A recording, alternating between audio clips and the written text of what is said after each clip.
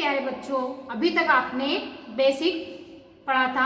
आज हम कक्षा पहली का पार्ट 1 ईश वंदना पढ़ेंगे। ईश वंदना यानी ईश्वर की वंदना करना या भगवान की प्रार्थना करना। तो बच्चे क्या कह रहे हैं भगवान से? धर कर उसका मन में ध्यान, गाए हम ईश्वर का ज्ञान, यानी ईश्वर को मन में रखकर और उसका गीत हम गाए। आए हैं प्रभु शरण तुम्हारी, विनती सुन लो नाथ हमारी। बच्चे क्या कह रहे हैं? भगवान हम आपकी शरण में आए हैं और हमारी विनती सुन लीजिए। हाथ जोड़ मांगे वरदान, दो हमको विद्या का दान। भगवान से हाथ जोड़कर क्या मांग रहे हैं कि हमें कुछ दान देना है तो हमें विद्या का दान दे। धरकर उसका मन में ध्यान, गाए हम ईश्वर का गान। बच्चे फिर से कह रहे हैं कि भगवान को मन में रखकर हम उसका गीत गाए प्रगटाए। अज्ञान अंधेरा दूर भगा दो, नैया हमारी पार लगा दो। जो हमें अज्ञान का अंधकार भरा हुआ है उसे दूर कर कर और भगवान हमारी नैया पार लगा दो, यानी हमें पढ़ना सिखा दो। भर दो हम में ऐसा ज्ञान जिससे बन जाए गुणवान। हमें ऐसा ज्ञान दीजिए जिससे हम गुणवान बन जाए। तो प्यारे बच्चों, हमारा पार्ट 1 ईश वंदना खत्म हो गए। अब हम इसके शब्दार्थ देखते हैं। ठीक है, शब्दों का अर्थ। शब्दार्थ मतलब शब्दों का अर्थ। धर कर यानी रख कर। ईश्वर यानी परमात्मा या भगवान। मन यानी हृदय।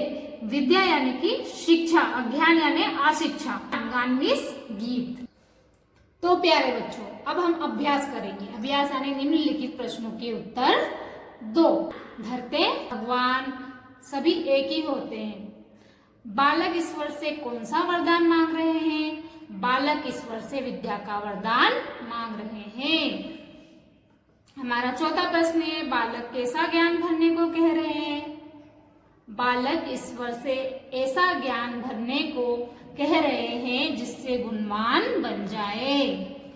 हमारा पांचवा प्रश्न है, बालक क्या दूर भगाने की प्रार्थना कर रहे हैं? बालक अज्ञानता के अंधेरे को दूर भगाने की प्रार्थना कर। हमारा दूसरा प्रश्न है बच्चों, कविता की पंक्तियां पूरी करो। तो हमने कविता आगे पढ़ी है, ठीक है। शरण तुम्हारी, तो इसके आगे आएंगे, आए हैं प्रभु शरण तुम्हारी। विनती सुन लो नाथ हमारी। मांगे वरदान, इसके आगे का हाथ जोड़ मांगे वरदान।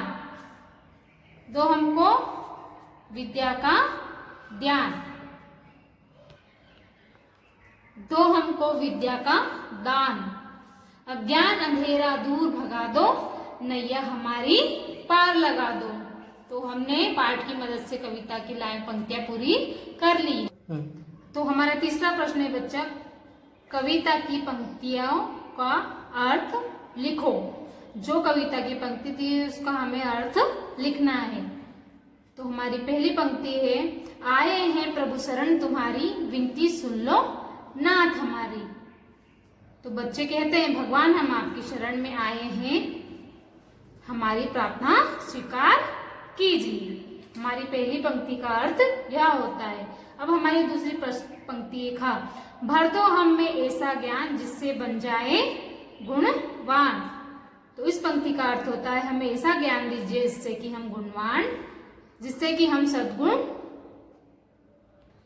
आए। तो बेटा हमारा चौथा प्रश्न है, तुक वाले शब्द लिखो। तुक वाले यानी एक जैसे शब्द आना चाहिए। जैसे कि तुम्हारी, तो तुम्हारी को हम तुक वाली भाषा में हमारी बोल सकते हैं। हृदय का मतलब तुक शब्द है प्रदय, और प्रदय का मतलब होता है किसी को प्रदान करना। शिक्षा का तुक वाला शब्द है भिक्षा। नाव का तुक वाला शब्द है गांव। गान का तुक वाला शब्द है मान। प्रभु का तुक वाला शब्द है शंभु। है ना बेटा, बस समझ में आया आपको? तुक वाले शब्द यानी एक जैसा उच्चारण आना चाहिए, जैसे कि जैसा तैसा, कैसा वैसा। अब हमारा पांचवा प्रश्न है, सही मिलान करो। तो ठीक है, पहला है हमारा, गाए हम ईश्वर का ज्ञान। हमारा पहला मिलान करा हुआ है किताब में, ध्यान से देखो। बाकी मैंने किए हैं, आप उसको भी ध्यान से देखना।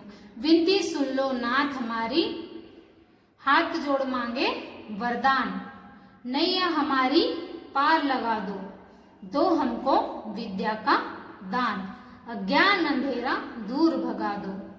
तो बेटा पांचवें प्रश्न में हमारी सही जोड़ी पूरी हो चुकी है, यानी सही मिलान। अब हम छठा प्रश्न देखते हैं। ठीक है, हमारा छठा प्रश्न है, ईश्वर को हम किस किस नाम से पुकारते हैं या बुलाते हैं?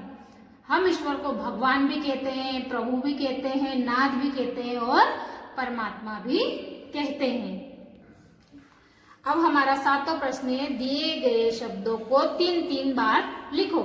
यहाँ पर हमारे शब्द दिए गए हैं। ठीक है, पहला है हमारा ईश्वर, तो हमको तीनों के आगे बोलो। ठीक है बेटा, आपको क्वेश्चन वापस से मैं समझा देती हूँ। दिए गए शब्दों को 3-3 बार लिखो।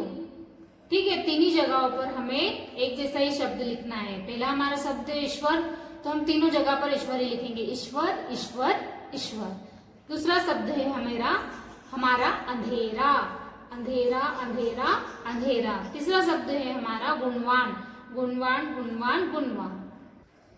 तो जय हिंद प्यारे बच्चों, हमारा पाठ पूर्ण हो चुका है। आपको समझ में, आशा करती हूँ कि आपको समझ में आया होगा। और मेरा पालक से भी निवेदन है कि कक्षा पहले के विद्यार्थी बहुत छोटे होते हैं, बहुत जल्दी भूल भी जाते हैं, तो बहुत जल्दी समझ भी जाते हैं। इसलिए मेरा आपसे भी निवेदन है कि बच्चों को कम से कम ये वीडियो 1 से 2 बार जरूर दिखाएं। धन्यवाद।